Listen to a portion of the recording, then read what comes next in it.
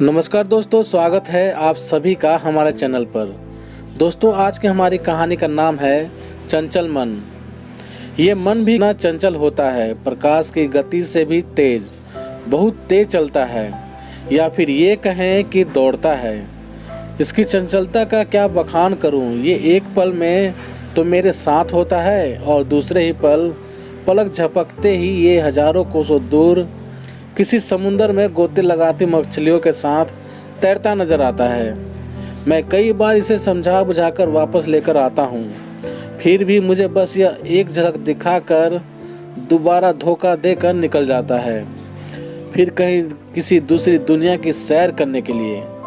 कभी ये आकाश में उड़ते परिंदे के साथ हवा के साथ अटखेलियाँ करता है, तो कभी हिमालय से ऊंची पर्वतों की चोटी पर खड़े हो मुझे जीभ चिढ़ाता है। कभी नेता के साथ खुद को किसी मंच पर भाषण देता हुआ गर्व महसूस करता है, तो कभी किसी फिल्म के कलाकार के साथ तस्वीर लेने के लिए उत्साहित होता नजर आता है। सच में यह मन कितना चंचल है, मना करते करते भी ना जाने कहां कहां चला जाता है। बस इसी तरह दौड़ता हुआ आज यह मन एक छोटे से घर में जा पहुंचा। मैंने इस बार भी मना किया था इसे कि दूसरों के घरों में नहीं झांका करते, पर इसने क्या आज तक मेरी सुनी थी जो ये आज सुनने वाला था। ये तो चल पड़ा था रोज की तरह अपने सुनहरे सफर की ओर, इसी चाह में कि शायद आज उसे इस घर से किसी के चूल्हे पर पकी मक्के की रोटी की सोंधी सी खुशबू आ जाए। पर ये क्या था, आज तो ये दौड़ता हुआ सा मन अचानक इतना विचलित कैसे हो गया। क्यों दौड़ता दौड़ता ये अचानक थम सा गया। मैंने तो इसे आज अभी वापस अपनी दुनिया में आने को टोका भी न था, न ही मैंने इसके गति को विराम लगाने का कोई आदेश दिया था। फिर क्या हुआ, अचानक इतना मायूस क्यों नजर आने लगा। ओह, तो आज इसने जीवन की सच्चाई देख ली। शायद ये उस घर में रुक गया जिसमें एक छोटा सा बच्चा भूख से तिलमिलाता हुआ अपनी माँ की गोद में आकर बैठा है। उसकी माँ चाहती तो है कि वो अपने दिल के टुकड़े को दूध का कटोरा लाकर कहीं से दे दे, लेकिन दूध तो क्या, एक चावल का दाना भी तो नहीं था उसके पास। ये मन आज गलत पते पर आ गया था शायद, मक्के की रोटी की सौंधी खुशबू सूंघने को। उसे क्या पता था कि यहाँ मक्के की रोटी तो क्या, एक मक्का का दाना भी न था। कुछ पल माँ ने अपने लाडले को समझाया, परंतु माँ तो माँ होती है।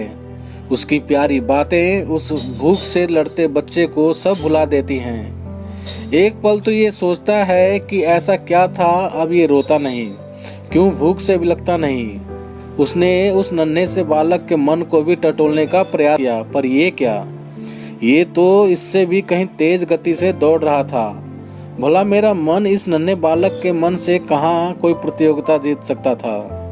ये तो परियों से बातें कर रहा था, तो कहीं सौर मंडल के चारों ओर चक्कर लगाकर अपने दोस्त को चिढ़ा रहा था। और इसके मन की गति का तो कोई तोड़ ही नहीं है। एक पलक झपकते ही ये तो अंतरिक्ष से सीधे समुद्र की गहराइयों तक भी पहुंच जाता है। देखो तो कैसे यह उस 5 पैर वाली अद्भुत मछली से आंख मिचौली खेलने लगा है। कितना खुश है ये। मेरे मन में हीनता की भावना आने लगी कि ये तो मुझसे भी ऊंची छलांग लगाता है, ये तो मुझसे भी ऊंची चोटी पर चढ़ जाता है।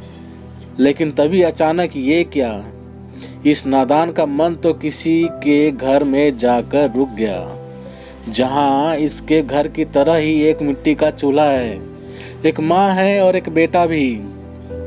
यहाँ सब कुछ अपना सा है, बस एक अंतर है, यहाँ वो मिट्टी के चूल्हे पर सिकती हुई मक्के की रोटी की सौंधी सौंधी खुशबू नहीं आती है। और इस नन्हे से बालक का मन फिर से शांत, उदास और मायूस हो जाता है। और फिर मेरे मन का भी और इसके मन का भी दौड़ने का मन नहीं करता। तो दोस्तों, आप सभी को ये छोटी सी कहानी कैसी लगी, कमेंट करके हमें ज़रूर बताना। यदि कहानी आप सभी को अच्छी लगी हो तो प्लीज़ लाइक करना, शेयर करना, और चैनल पर नए हो तो चैनल को सब्सक्राइब भी ज़रूर कर देना। तो चलिए दोस्तों, मिलते हैं आप सभी से एक और नई कहानी के साथ। तब तक के लिए जय हिंद, वंदे मातरम।